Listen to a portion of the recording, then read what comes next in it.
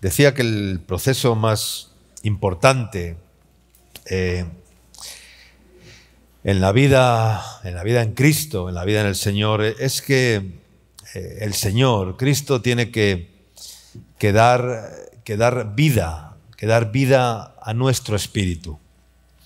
Y esa experiencia de dar vida al espíritu, pues no es una experiencia intelectual, ni es una experiencia religiosa, ni es una experiencia emocional, sino que tiene que ser una experiencia, una vivencia realmente espiritual.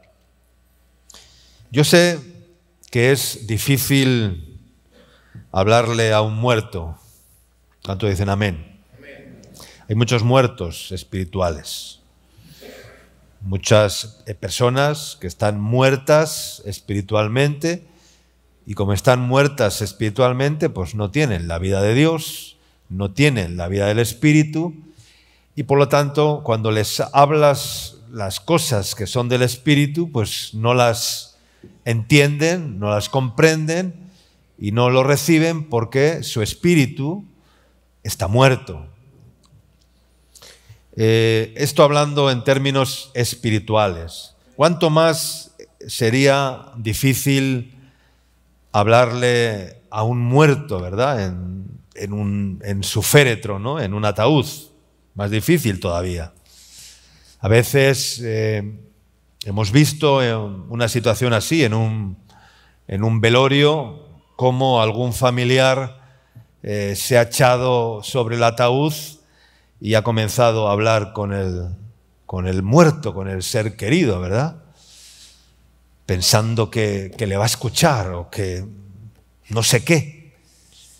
Creo que no tenemos que ser conscientes de la realidad, ¿no?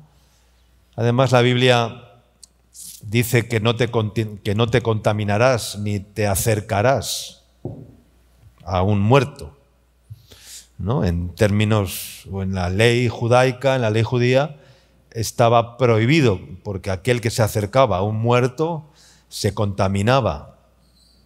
Entonces no se podían no podían tocar los muertos. Pero lo que te trato de decir es que es muy difícil hablar a un muerto.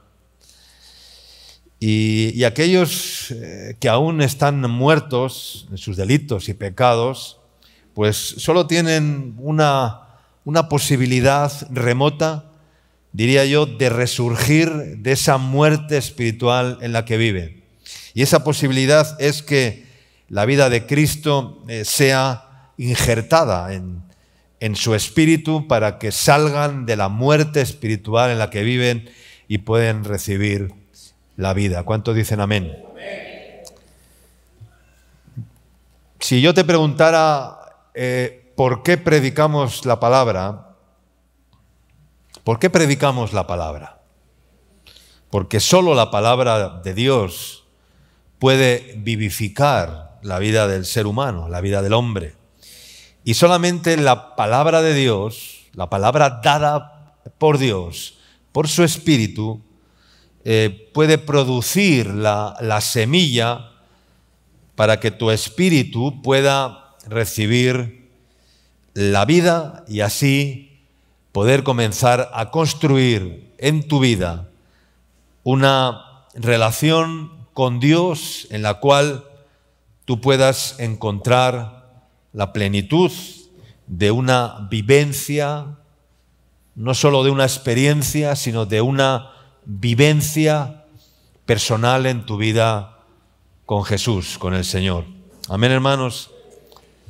La mayoría de las veces las iglesias se llenan de personas, pero lamentablemente la gran mayoría son como cajones de pino sentados en una silla. Son personas que aunque vienen a la iglesia continúan muertas y no tienen la vida del Espíritu. Personas que están muertas espiritualmente, a pesar de que en el aspecto externo moralmente tengan una actitud un tanto diferente, un comportamiento un tanto diferente, y estarán tratando de exhibir una nueva forma de vida, de conducta, pero esa no es la vida espiritual. El verdadero cambio se produce cuando el Espíritu Santo produce su vida en nuestro espíritu. ¿Cuánto dicen amén?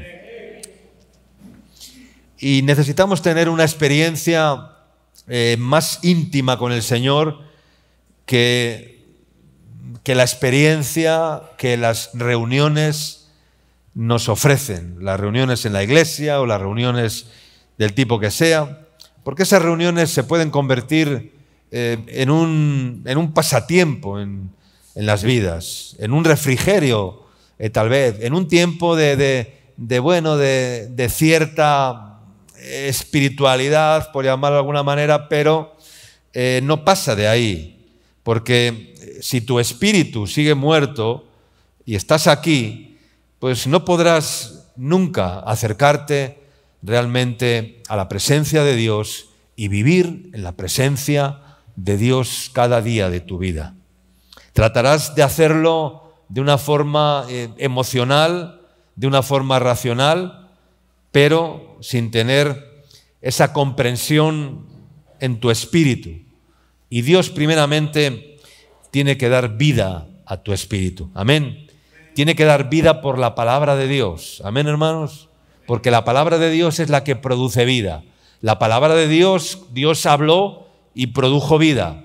Por su palabra dice que fueron creados los cielos y la tierra. Por su palabra fueron hechas todas las cosas, visibles e invisibles, dice la Escritura.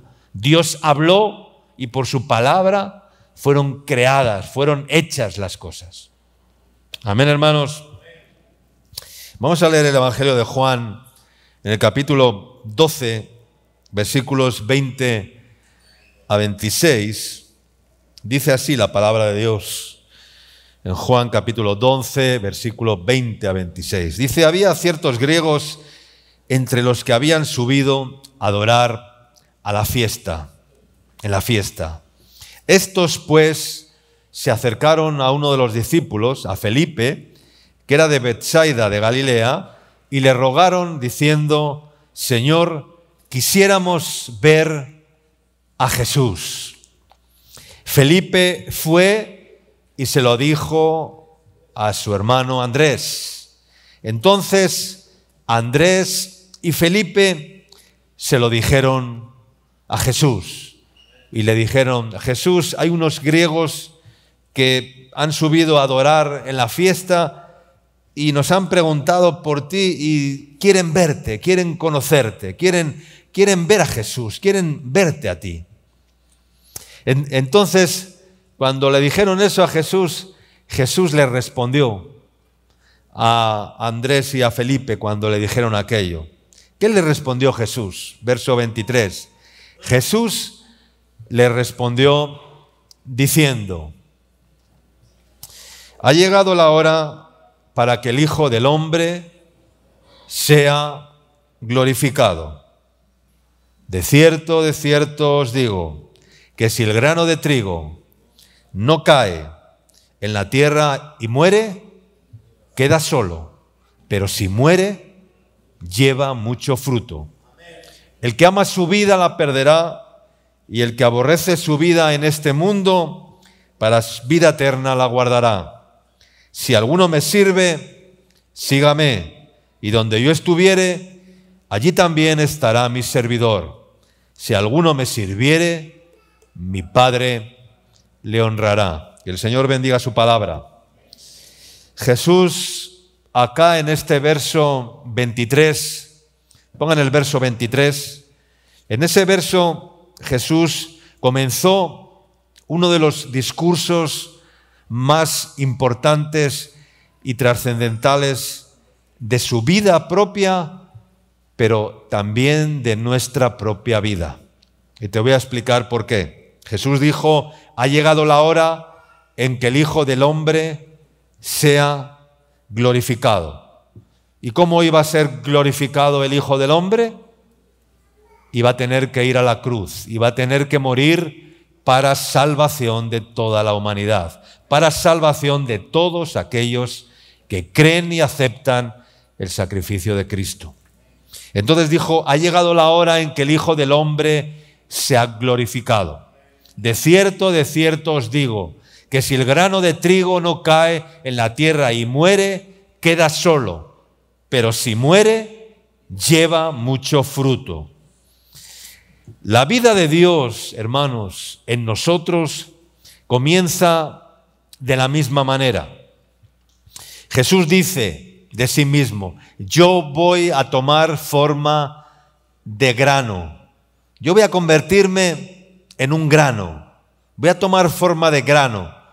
Porque si el grano de trigo no cae en la tierra y muere, se queda solo. Pero si muere, entonces lleva mucho fruto. El grano, hermanos, el grano necesita germinar para producir vida. Las semillas, para poder engendrar vida y conllevar fruto, ¿cómo hay que hacer con una semilla? Hay que ponerla ¿en dónde? Hay que hacer un agujero, un surco en la tierra y allí hay que echar la semilla. Luego, ¿qué hay que hacer? Hay que enterrar la semilla. Y entonces, entre la humedad de la tierra, la luz del sol y las demás fuentes hacen que esa semilla que ha caído en la tierra, pasado un tiempo, después de recibir el agua de la tierra, después de recibir la luz solar, esa semilla, ¿qué pasa? Que vuelve a la tierra, vuelve a rebotar y entonces esa semilla produce fruto. Amén. La luz del sol quiebra la semilla y la hace germinar y la hace producir vida. Y entonces así de esa manera podemos cosechar el trigo para producir la harina con la cual se hace el pan, o el maíz, o cualquier otra hortaliza, verdura o cualquier cosa que genera frutos para alimento de nuestras vidas y para alimento de todos los seres vivos. Pero Jesús va mucho más allá. Jesús va mucho más al fondo y Él nos dice, si tú no mueres, la manifestación de la vida de Dios en ti va a ser algo imposible. Imposible. Si el grano de trigo no cae a tierra y muere, es imposible que la vida de Cristo se pueda manifestar en ese grano de trigo. Jesús es ese grano de trigo. Él tomó forma de grano. Y tú y yo también tenemos que tomar forma de grano para morir a nosotros mismos, para poder ser vivificados en nuestro espíritu. Cuando hablamos de la vida nueva en la Biblia, tenemos que entender que Dios quiere darnos una vida nueva, pero ¿para qué quiere darnos Dios una vida nueva? Para hacer morir otra vida. ¿Cuántos dicen amén? Amén. Nadie puede recibir una vida nueva si antes no hace morir la otra vida vieja, antigua que hay en él. Y para eso quiere darnos Dios una vida nueva, para hacer morir otra vida en nosotros. Es el grano de trigo que cae a tierra y muere. Dios nos da vida para hacer morir en nosotros una vida que hay que salvar. Es tu alma la que Dios viene a salvar. Dios no viene a salvar tu cuerpo, porque este cuerpo se va a deteriorar. Polvo eres y en polvo te convertirás y en polvo serás reducido. No, Dios viene a salvar tu alma, y para Dios poder salvar tu alma tiene que darle vida a tu espíritu. Amén, hermanos. Entonces, la vida nueva que Cristo nos da, pues no es una vida para exhibirnos, por decirlo de alguna manera. Es una vida para hacer morir esa vida que hay en ti, la otra vida que hay en ti, y llevarnos cada día a la cruz para morir allí en esa cruz juntamente con Cristo. Amén. A veces creemos que el camino para llegar al cielo es para nuestros méritos. Y ese no es el camino, o es por nuestros méritos. Y ese no es el camino. No vamos a llegar y vamos a alcanzar la corona, ni vamos a alcanzar la vida eterna, ni vamos a llegar al cielo por nuestros méritos, no vamos a llegar por lo que hacemos, no es por nuestro desempeño, ni porque levantemos la admiración de Dios en ciertas cosas o en ciertas áreas de nuestra vida con lo que hacemos, no es por ser el más eficiente en el trabajo que se nos ha encomendado. No, hermanos, ese no es el camino. La nueva vida que Dios nos da es para hacer morir otra vida en nosotros constantemente. ¿Cuánto dicen amén?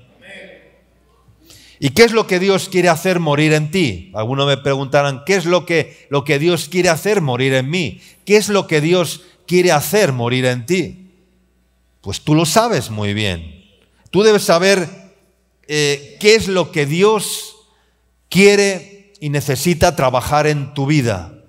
Porque solo si Dios nos libra de nosotros mismos, llegaremos a ver el reino de los cielos, llegaremos a ver el reino de Dios. Esa vida que Dios quiere engendrar en nosotros tiene un enemigo. Tiene un enemigo. Y ese enemigo tiene que morir. ¿Cuántos dicen amén? Y a eso nos lleva la presencia de Dios en nuestra vida. Hacer morir al enemigo que se opone a que la vida de Cristo sea engendrada en nosotros. Y ese enemigo eres tú mismo. Y ese enemigo tiene que morir. ¿Cuántos dicen amén? Porque si no, no se podrá engendrar la vida de Dios en tu espíritu. Si el grano de trigo no cae a tierra y muere, se queda solo, no hay fruto. Sin esa muerte en nuestra vida, Cristo no solo murió en la cruz para librarnos de nuestros pecados, hermanos. Él murió en la cruz para llevarnos a esa cruz también a ti y a mí. Nuestras vidas serán diferentes completamente si la vida que exhibimos delante de los demás es como consecuencia de haber ido con Jesús, no al templo a predicar, no al templo a congregarnos o a reunirnos, no a evangelizar a las calles, que está muy bien, sino a morir en la cruz. ¿Cuántos dicen amén? Esa es la consecuencia de haber ido con Jesús, pero a morir en la cruz con Cristo. Porque es desde ese lugar que comienza la manifestación de la vida de Dios en nosotros. La muerte es el comienzo de la manifestación de la vida de Dios en nuestras vidas. Amén, hermanos. ¿Y cómo es posible esto? ¿Cómo es posible esto? Si tú me preguntaras a mí si yo lo siento, pues te diría que no, porque esto no se siente, esto se cree. Amén. Esto hay que creerlo. Yo no puedo sentir que estoy muerto, porque es por la fe que sé que la vida de Dios que vivo es por la fe del Hijo de Dios, que me amó y se entregó a sí mismo por mí, como dijo Pablo. Como dijo Pablo, con Cristo estoy juntamente crucificado, y ya no vivo yo, mas vive Cristo en mí. Y lo que ahora vivo en la carne, lo vivo en la fe del Hijo de Dios, que me amó y se entregó a sí mismo por mí. Amén, hermanos. Pero tú puedes decir también que con Cristo estás juntamente crucificado y que ya no vives tú, sino que Cristo vive en ti. Y para que Cristo viva en ti, solo hay un camino, hermanos. Tú tienes que desaparecer. Tú y yo tenemos que desaparecer. Tú y yo tenemos que morir. desaparecer. Si no, Cristo nunca aparecerá en tu vida o en mi vida. Cristo aparece en tu vida cuando tú desapareces. No porque te hagas invisible, no porque hagas un truco de magia, sino porque desapareces a tu propia vida, desapareces a ti mismo, y entonces cuando tú desapareces, entonces viene Cristo y reina y gobierna y tiene autoridad sobre tu vida. Mi muerte es el comienzo de Cristo en mi vida. Mi muerte es el comienzo de la vida de Cristo en mí. El grano de trigo que cae en la tierra y muere es la manifestación del comienzo de la vida de Dios en nuestras vidas. Y conforme ese grano de trigo va muriendo, conforme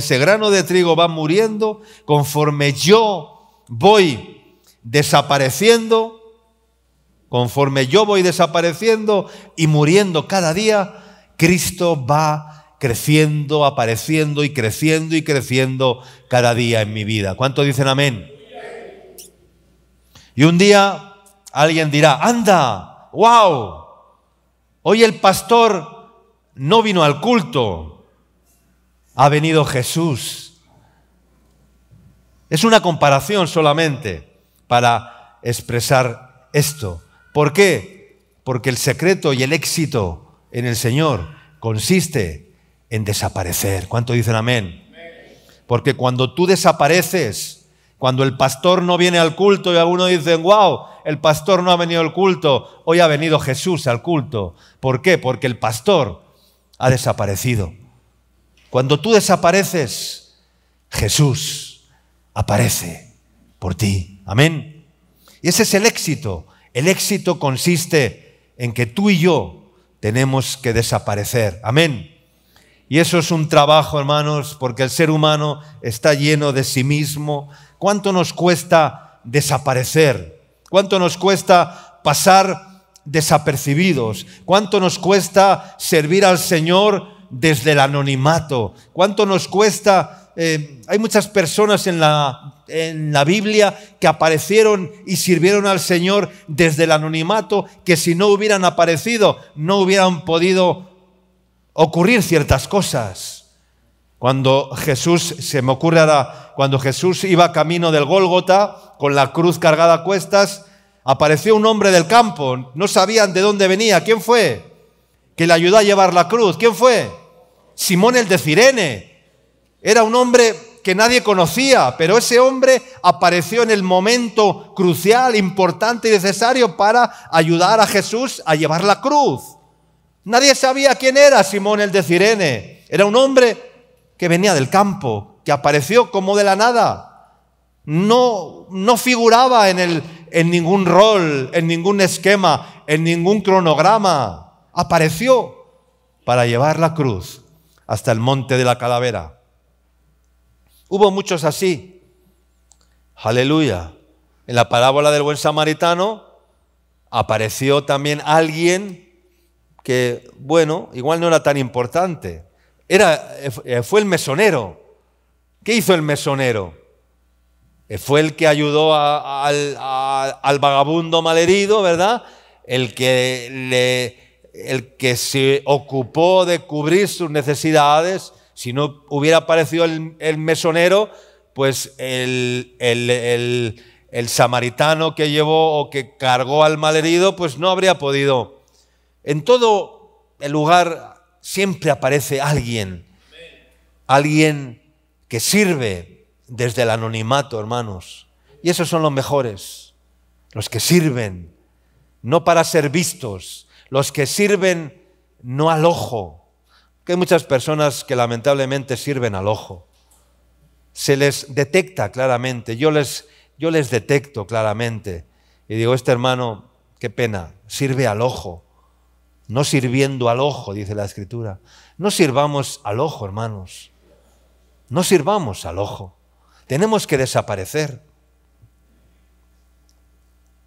Juan 3:30 dice la palabra, es necesario que Él crezca, pero que yo desaparezca, que yo mengüe. Es necesario que yo mengüe, que yo desaparezca, porque si yo no desaparezco, entonces Cristo no va a crecer en mí. ¿Sabes cuál es el secreto para que Dios crezca en ti? Que tú constantemente desaparezcas, mengues. Y menguar es hacerse cada vez más pequeño, porque el que no se hiciere como un niño de estos, dijo Jesús, no entrará en el reino de los cielos. ¿Y cómo se produce esto? Pues solo hay una forma. No es solamente culto y reuniones y más cultos. No es que los pastores hagamos llamados. Ahora ya no hacemos llamados por el COVID, pero antes hacíamos llamados y las personas salían. Yo he puesto las manos sobre personas infinidad de veces y no ha ocurrido nada en sus vidas, hermanos. Porque no se trata de hacer eso. Sí, igual impone las manos y Dios obra por su Espíritu, pero no siempre. No siempre. Y a veces eso se ha convertido en la iglesia como en un espectáculo. Hubo un tiempo en el cual todo el mundo quería hacer que cuando tú pondrías las manos la gente se cayera y ocurrieran. Hermanos, ¿de qué me sirve que una persona se caiga al piso si luego no cambia su corazón? No sirve de nada. Yo no, a mí no me gusta eso de esos espectáculos. Sí que lo he hecho muchas veces, he orado por infinidad de personas, creo en la imposición de manos para impartir dones, para impartir sanidad, porque estas señales seguirán a los que en mí creen, en mi nombre echarán fuera demonios, pondrán sus manos sobre los enfermos y sanarán, claro que sí, por supuesto que sí, pero no estoy hablando de eso en esta mañana, estoy hablando de que tu interior, en tu intimidad, en tu vida personal, creas que Jesús te llevó a morir en esa cruz con Él. Amén. Para dar vida a tu espíritu. Hermanos, toda la Biblia es una sombra de lo que Dios quiere hacer con nuestra vida y en nuestra vida. El río Jordán es la metáfora bíblica más impresionante y te voy a explicar por qué. El río Jordán nace en el monte Hermón. El monte Hermón es ese monte que menciona el Salmo 133 cuando dice: mirad cuán bueno y cuán delicioso es habitar los hermanos juntos y en armonía.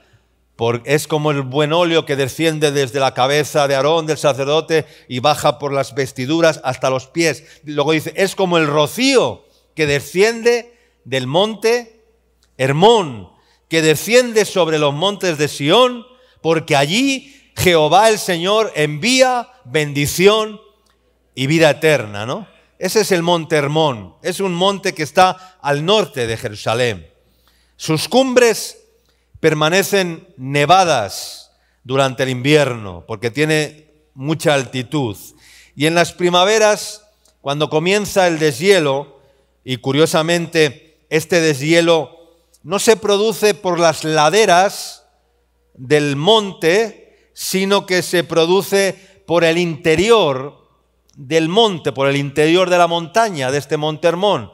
Y desde allí va descendiendo por el territorio de Israel como un pequeño riachuelo, estrecho, pequeño. Ese es el río Jordán. Y es como un hilo estrecho, pequeño. Es un riachuelo prácticamente que va descendiendo por todo el territorio de Israel, abriéndose cauce y ampliando su caudal de agua para poder regar y bendecir la tierra, el desierto que es Israel, hasta terminar desembocando ¿en dónde? En el mar Muerto.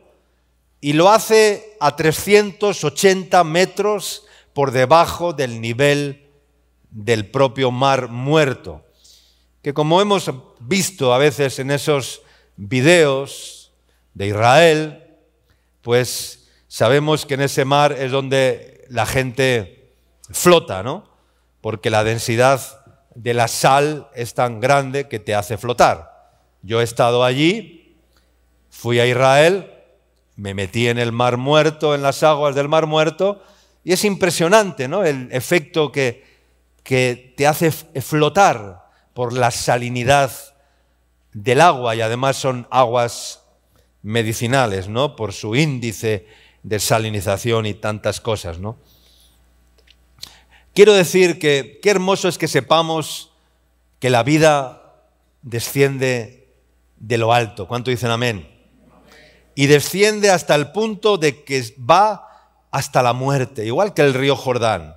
Así es nuestra vida, hasta llevarnos al lugar más bajo para poder engendrar la vida de Cristo en nosotros.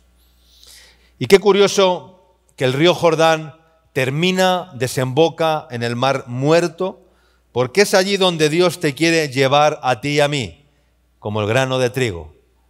El Mar Muerto. ¿Y por qué le llaman el Mar Muerto? Porque es un mar que no tiene vida, porque con esos índices de salinización los peces o estos del mar no pueden permanecer en ese mar.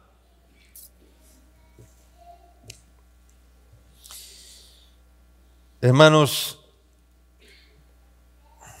los que consumimos nuestra vida somos nosotros mismos.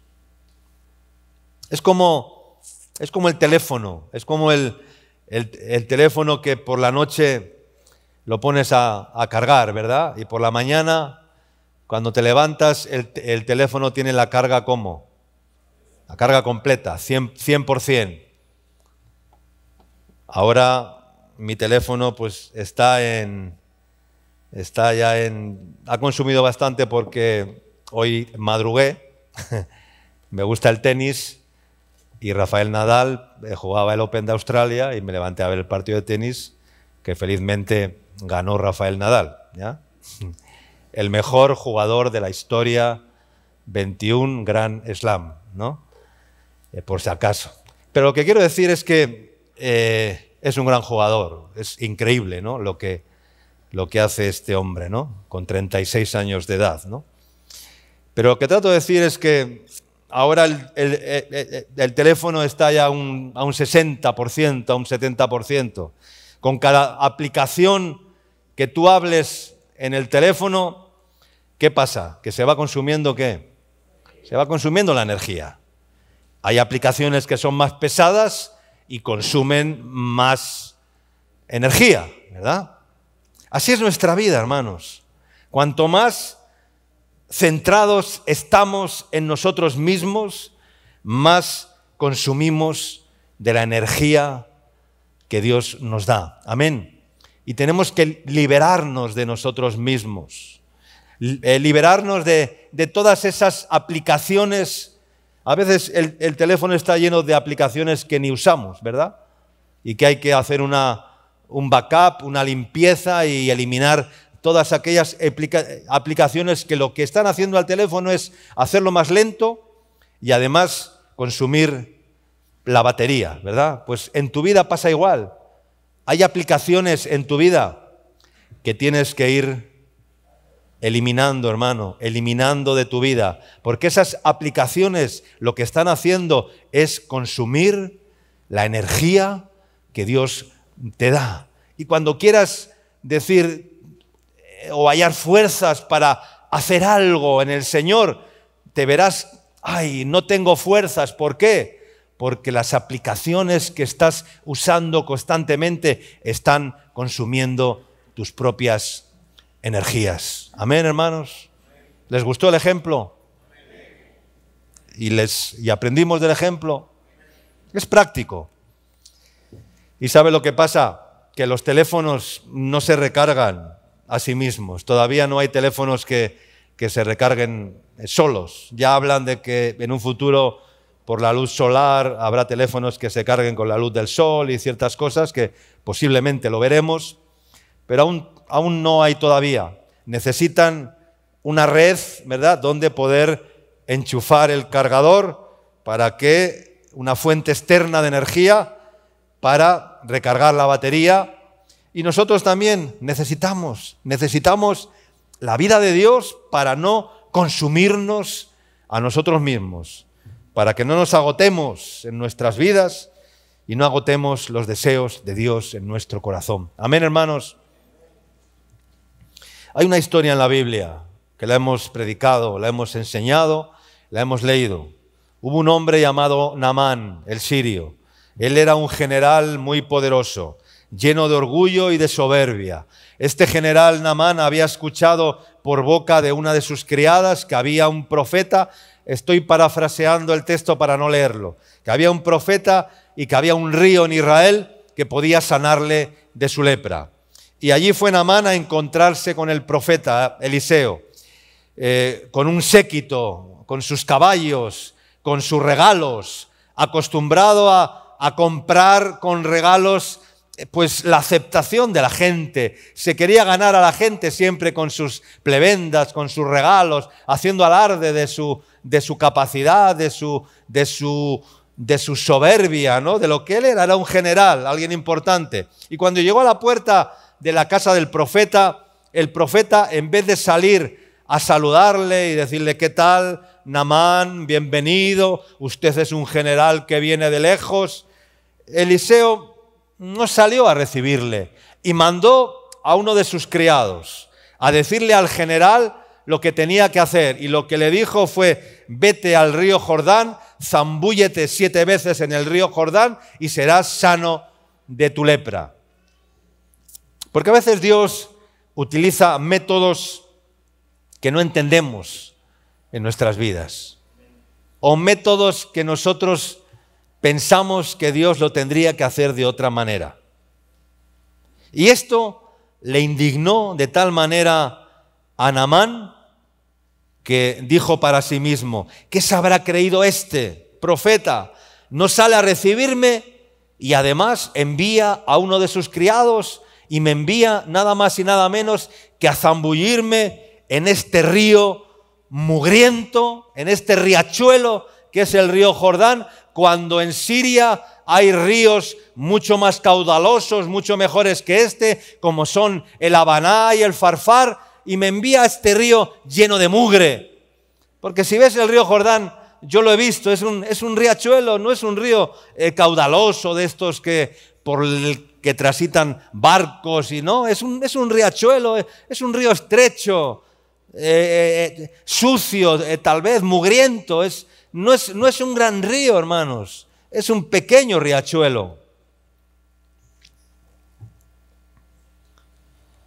Y ya estaba a punto de marcharse, de irse, indignado con su lepra. Y entonces se le acercan algunos de sus criados a Naamán y le dicen: Señor, si el profeta le hubiera mandado a hacer algo difícil, ¿no lo habría hecho usted? Pues con mayor razón si solo le ha dicho que se lave usted en el río Jordán y será limpio. ¿Qué hizo Naamán? Se tragó su orgullo. Pero, ¿y por qué 7 veces? ¿Por qué 7 veces? Porque cada inmersión en el río Jordán era un ataque directo contra su persona, contra su orgullo, contra su persona. Era ceder parte de ese orgullo. Yo no sé hasta dónde te va a mandar meterte el Señor a ti en el río Jordán. A Naamán fueron 7 veces, a otros tal vez sean 70 veces, no lo sé. Porque solo cuando llegamos al fin, hermanos, cuando llegamos al fin de nosotros mismos, es cuando Dios puede quitar la lepra de nuestras vidas. Amén. La vida de Dios desciende de lo alto hasta llegar al punto más bajo, el fin de nosotros mismos.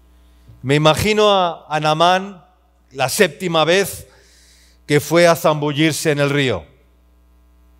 Quizás con cada inmersión experimentó como algo de la lepra que había en su cuerpo iba desapareciendo poco a poco. Con cada inmersión quedaba menos del general orgulloso, altivo y soberbio que era Naamán.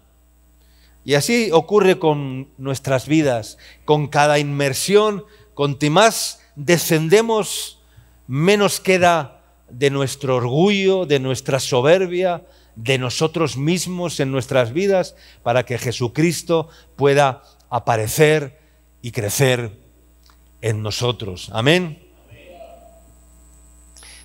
Dios quiere llevar nuestras vidas, hermanos, hasta el punto más bajo.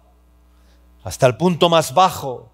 Y algunos dirán, pero este evangelio es así realmente como usted, pastor, me lo está diciendo en esta mañana. Pues sí, es así. Dios quiere llevarte al punto más bajo, porque desde ahí va a emerger el nuevo hombre creado según Dios, a imagen y semejanza de Dios, porque desde ahí va a emerger la vida del Espíritu en tu vida. Amén. Qué terrible es la resistencia que tienen muchas personas al Señor. Esa resistencia constante. ¿Y sabes por qué? Porque nacemos diciendo dos palabras. Nacemos diciendo no y nacemos diciendo mío. ¿Verdad? ¿Qué dicen los niños? ¿Qué es la primera palabra que aprenden los niños a decir? ¿Cuál es? Mío y no. Mío y no. Mío y no. ¿Cuántas veces te va a tener que llevar el Señor a zambullirte en el río Jordán? No lo sé.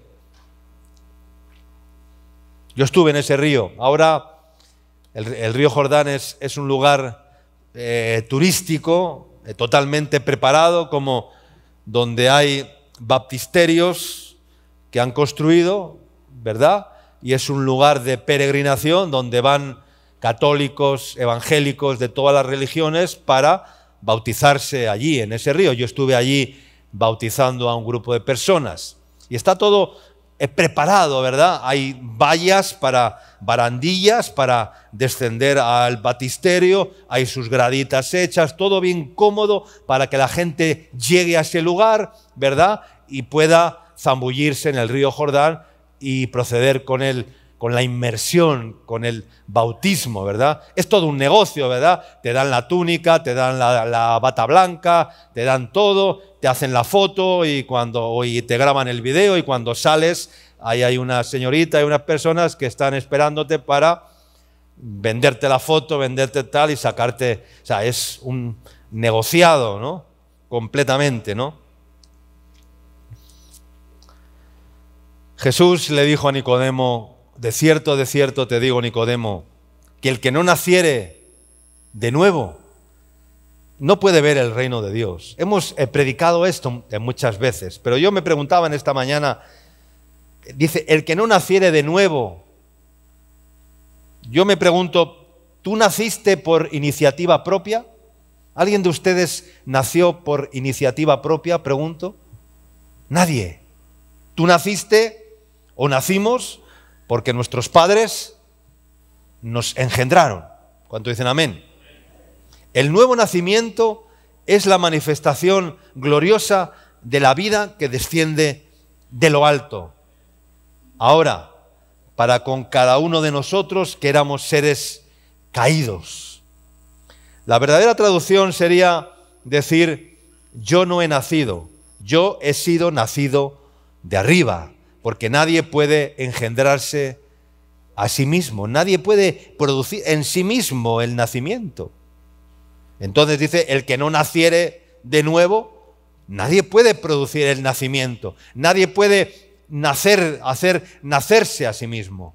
No sé si me entienden. Yo te pregunto, cuando Lázaro murió en Betania, ¿tú crees que Lázaro podía haber ayudado a Jesús a resucitarse a sí mismo? No, ¿verdad? Solamente un poder mayor, el poder de Dios, podía levantar a Lázaro. porque no hay nada que tú y yo podamos hacer en nuestra vida para volver a la vida, porque la vida viene de arriba y desciende para producir su vida en nosotros. Por lo tanto, no somos nosotros los que nacemos de nuevo, sino que hemos sido nacidos por el poder de Dios en nosotros. ¿Cuánto dicen amén? Y por eso Jesús, cuando llamó a Lázaro, lo hizo por su nombre, y le dijo: Lázaro, sal fuera, porque si no habría pronunciado su nombre, ¿qué podía haber pasado? Que un montón de muertos hubieran salido de la tumba porque todos se hubieran identificado. Jesús nos está diciendo que salgamos de la tumba y se habrían levantado un sinfín de muertos, porque estaba en un lugar donde había sepulcros, había muertos. No solamente estaría Lázaro, estaba en un lugar donde había sepulcro. Pero Jesucristo dijo: Lázaro, le llamó por su nombre. Le dijo: Lázaro, sal fuera, porque si no, todos los demás muertos habrían resucitado también. Porque la palabra de Jesús tiene poder, la palabra de Dios tiene todo el poder en el cielo, en la tierra y debajo de la tierra. Amén. Y debajo de la tierra, la palabra dicha tiene poder, hermanos. Jesús, di la palabra y mi criado sanará. Los discípulos le dijeron a Jesús: solo tú tienes palabras de vida eterna. Solo tú. Claro, era en esa escena de que le dijeron: ¿a quién iremos? Cuando Jesús les dijo: ¿pero acaso queréis iros vosotros también? Entonces Pedro, portavoz del grupo y en nombre de todos, habló y le dijeron: Señor, ¿pero a quién iremos? Solo tú tienes palabras de vida eterna. Solo tú tienes palabras de vida eterna.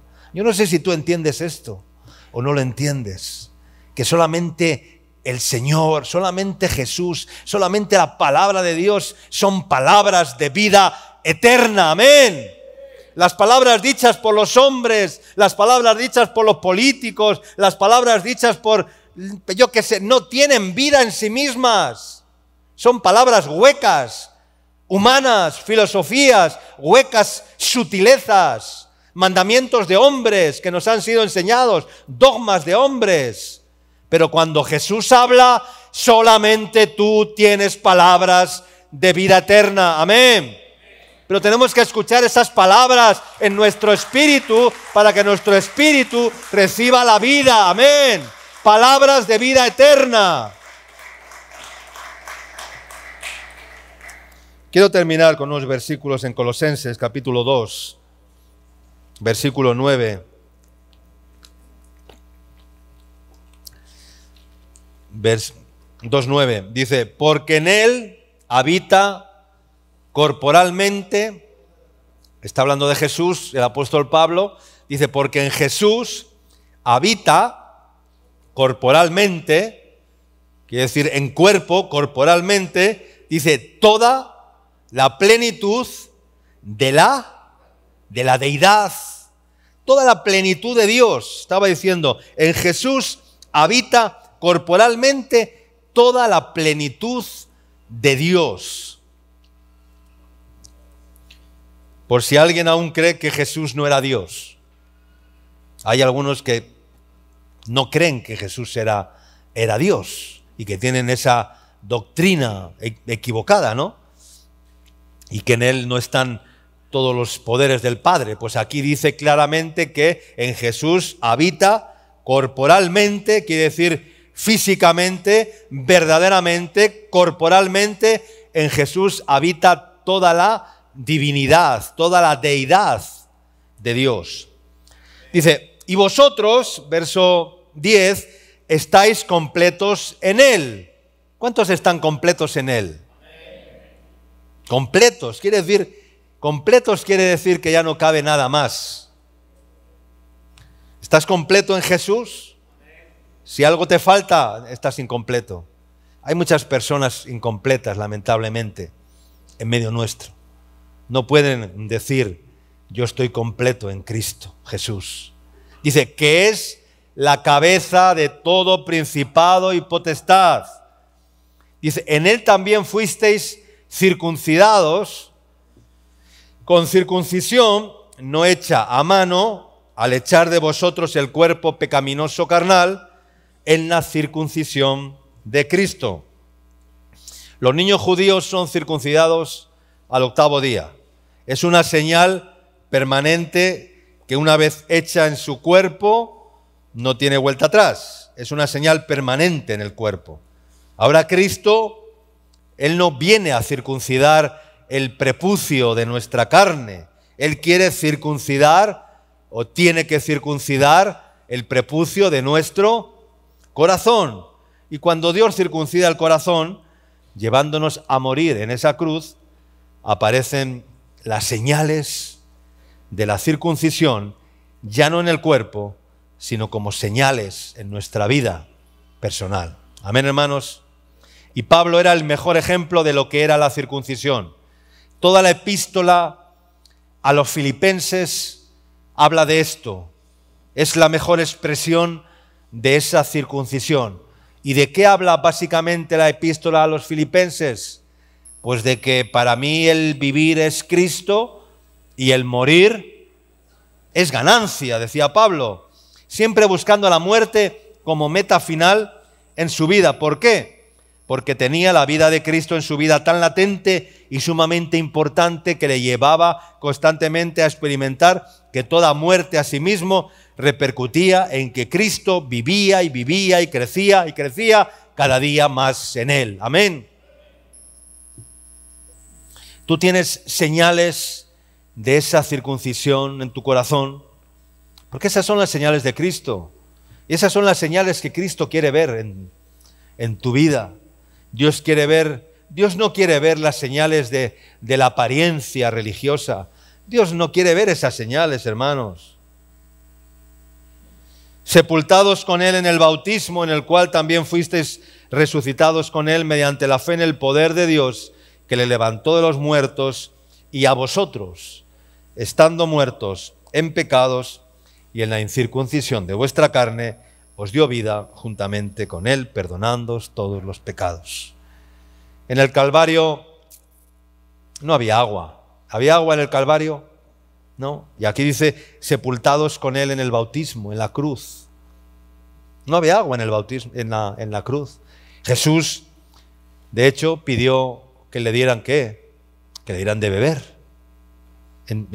Entonces, ¿cómo es que yo estoy sepultado con Él en el bautismo?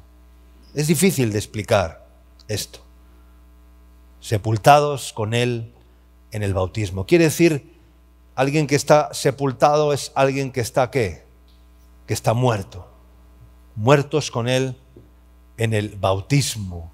Pero no en el bautismo en aguas que hacemos y que simbólicamente decimos, no, en las aguas se quedan todos los pecados, pero qué pena que no se quedan, porque hay muchas personas que salen del agua y los pecados vienen detrás y van detrás persiguiéndole, ¿verdad? Y salen del agua, ¡aleluya! Y se van a cambiarse y los pecados van detrás, no se quedan en el agua, no se quedan en el agua porque eso es un acto simplemente que tiene importancia si lo haces de corazón, si lo haces con verdadera convicción de pecado, con verdadera entrega a Jesús, al Señor, en obediencia a Cristo y con un compromiso de vivir una vida íntegra delante de Dios. Amén, hermanos. Leemos Colosenses 3 también y terminamos. Colosenses 3 del 1 al 4. Si pues habéis, ¿qué? Habéis resucitado con... Para resucitar, ¿qué hay que hacer primero? Hay que morir, ¿no? Alguien que resucita es porque primero, ¿qué? Porque primero ha muerto. Nadie puede resucitar si antes no muere. O sea, es imposible. Entonces dice, si pues habéis resucitado con Cristo, quiere decir que antes habéis muerto. Amén. Dice, buscad las cosas de arriba, donde está Cristo sentado a la diestra de Dios. Estamos hablando del monte Hermón, de las cosas de arriba, del Dios de los montes. No tenía otra palabra que se me entrelazó esta semana, pero me incliné por acá y quería predicar igual a otro momento, ¿no? Dios es Dios de los montes y también es Dios de los valles. Amén. Es Dios de los montes. Y hay un texto que habla de eso, ¿no? Que los enemigos del pueblo de Israel, los sirios, dijeron, ellos, los israelitas, nos han vencido porque su Dios es Dios de los montes. Y dicen, llevémoslos a los valles y allí les venceremos. Pero los enemigos no sabían que su Dios era Dios de los montes y era también el Dios de los valles. Amén.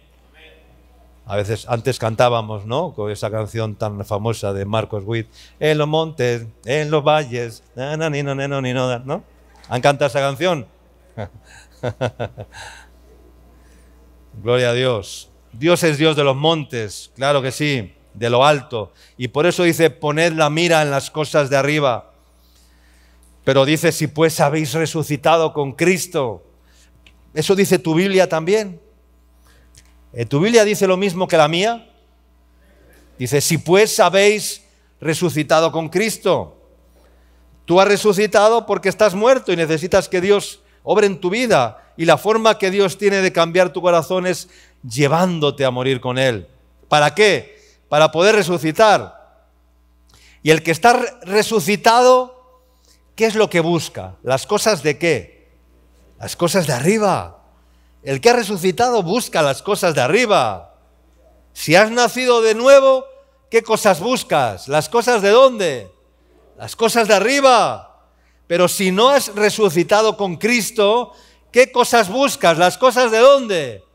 Las cosas de abajo, las cosas que son de la tierra.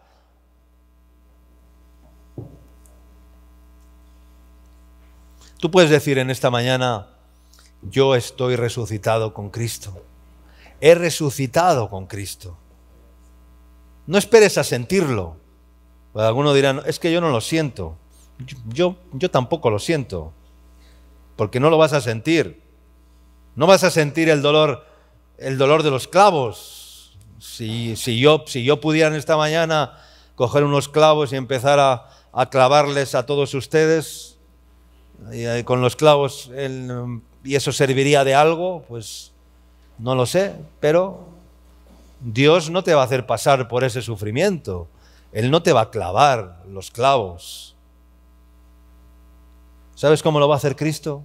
Cristo lo hace por la fe y por haber creído en Él. Nada más, nada más. Porque habéis muerto, dice el verso 3, dice, porque habéis muerto. ¿Habéis muerto? Dice, porque habéis muerto. Y como habéis muerto, dice, vuestra vida está ¿cómo? Está escondida con Cristo. Escondida quiere decir guardada, guardada. Yo sé que mi vida está guardada, escondida con Cristo, ahí, en el costado de Cristo, ahí, en la hendidura de la peña, ahí, en el costado de Cristo, ahí es donde tiene que estar la iglesia.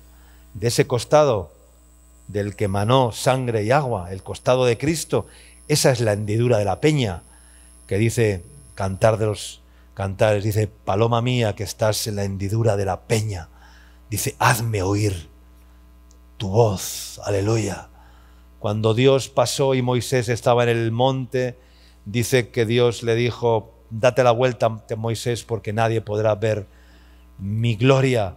Dice, tú estarás en una hendidura de la peña y yo pasaré delante de ti, pero no verás mi rostro.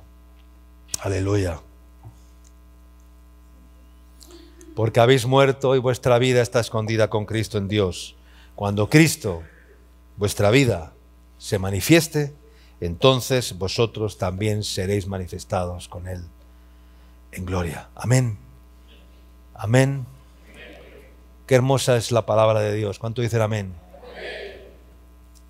Y qué hermoso es que la palabra de Dios no sea una experiencia para pocos, sino que sea una oportunidad para todos. Amén. No una experiencia para pocos, porque yo lo que veo es que la palabra de Dios se ha convertido en una experiencia para unos pocos, en vez de ser una oportunidad gloriosa para todos ustedes que estáis aquí en esta mañana y para aquellos que nos escuchan a través de los medios de comunicación, de las redes sociales. A veces los religiosos quieren atribuirse eso para sus vidas y Jesús rompe con el canon religioso, no proveyendo privilegios para unos pocos, sino mostrando su gracia para con todos nosotros, para que tú y yo podamos morir para luego poder vivir en Cristo Jesús. Amén. Dios quiere concederte hoy esa vida, pero el inicio de esa vida, déjame decirte que el inicio de esa vida es tu final.